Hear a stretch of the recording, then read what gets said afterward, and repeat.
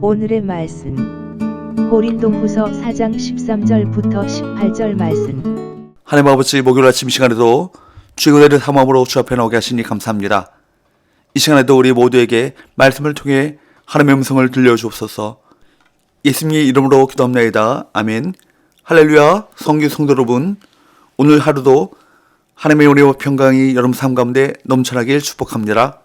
오늘 우리에게 주시는 하나님의 말씀은 고린도후서 4장 13절에서 18절까지의 말씀입니다. 바울은 극심한 어려움 가운데 사역했지만 그에게는 시편 기자의 고백과 같이 하나님이 지켜주신다라는 믿음이 있었습니다. 13절 기록된 바 내가 믿었으므로 말하였다 한 것 같이 우리가 같은 믿음의 마음을 가졌으니 우리도 믿었으므로 또한 말하노라. 바울은 시편 기자가 시편 116편 10절에서 내가 믿었으므로 말하였다고 한 것처럼 자기도 같은 믿음의 영을 가졌으므로 자기도 믿었고 또한 말하기도 한 것이라고 고백합니다.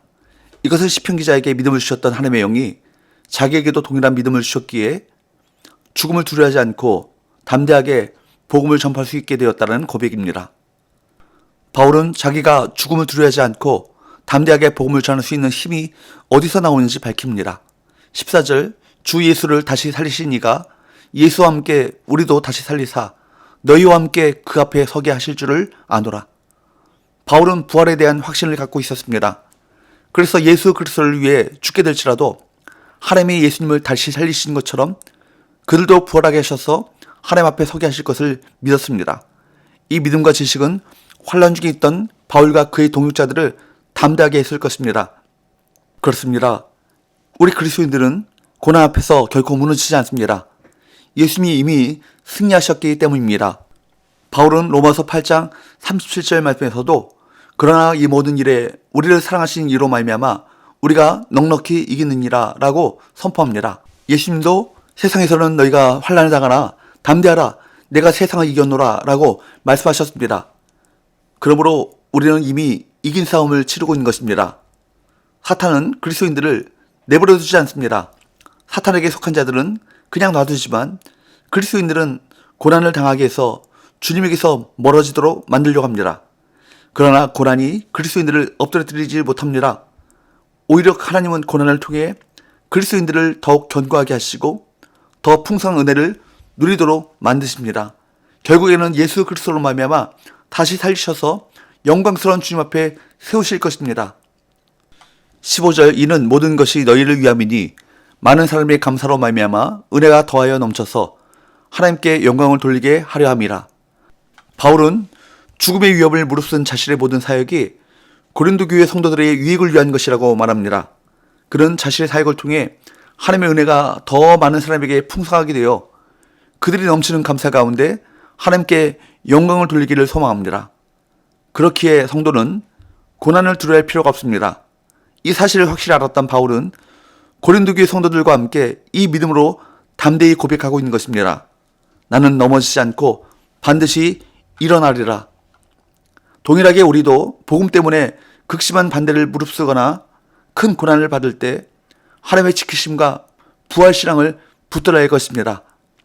또한 여기 15절 말씀처럼 우리는 우리의 수고와 고난이 다른 신자에게 유익이 되며 이렇게 유익을 얻은 신자들이 감사로 하나님께 영광 돌리게 됨을 기억해야 할 것입니다.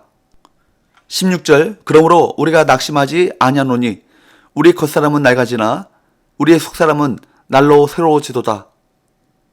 바울은 그 어떤 환난 가운데서도 낙심하지 않는다고 고백합니다. 비록 신자의 겉사람은 낡아질지라도 속사람은 날로 새로워지고 있다고 말합니다.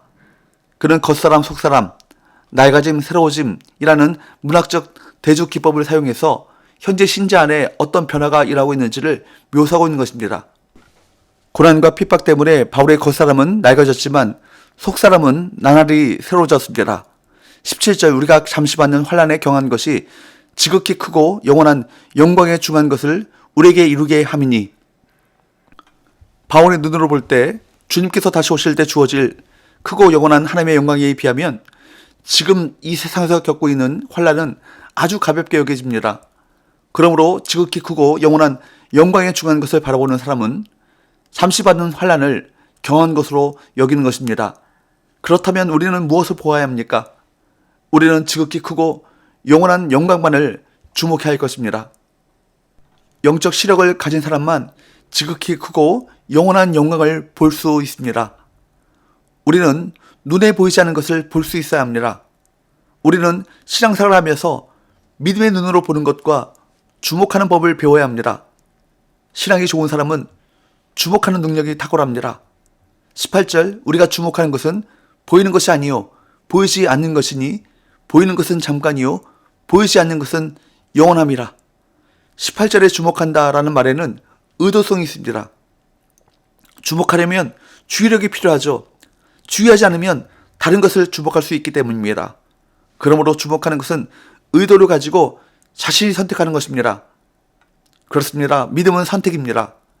영원한 것, 눈에 보이지 않는 것을 보기로 작정하고 살아가는 것이 믿음 생활인 것입니다.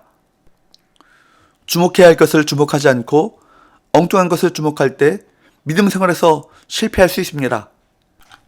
에덴 동산에서 마귀는 아담과 하와에게 엉뚱한 것을 주목하게 만들었죠. 우리는 기도와 묵상을 통해 우리가 무엇을 주목해야 하는가를 알 수 있습니다. 예배 시간은 우리가 상황에 매몰되지 않고 영원한 것을 바라보는 시간입니다.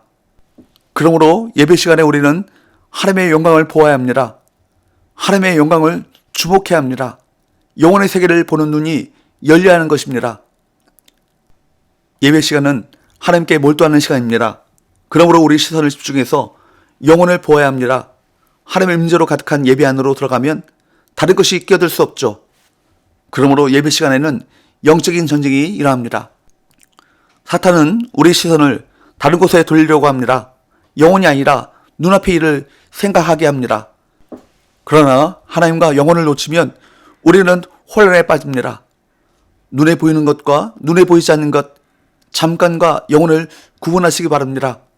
현실 너머를 볼 수 있는 눈이 여러분 가운데 열려지기를 축복합니다.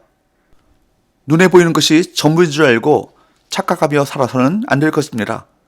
보이는 것이 전부라고 생각하면 낙심할 수밖에 없습니다. 결국 겉사람은 쇠퇴하죠. 낡아집니다.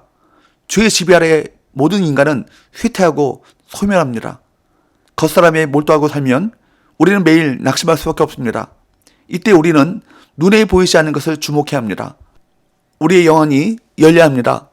우리 영적인 눈, 영혼이 열리면 육적인 눈으로는 볼 수 없는 세계를 볼 수 있습니다. 영원한 세계를 볼 수 있습니다.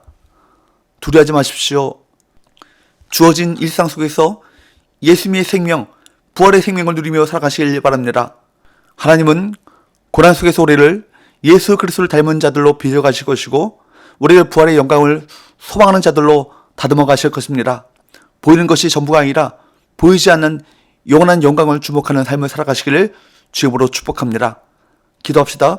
하나님 아버지, 겉사람이 낡아짐에 따라 낙심하는 것이 아니라 날로 속사람이 새로워짐으로 은혜가 넘치는 삶을 살아가길 원합니다.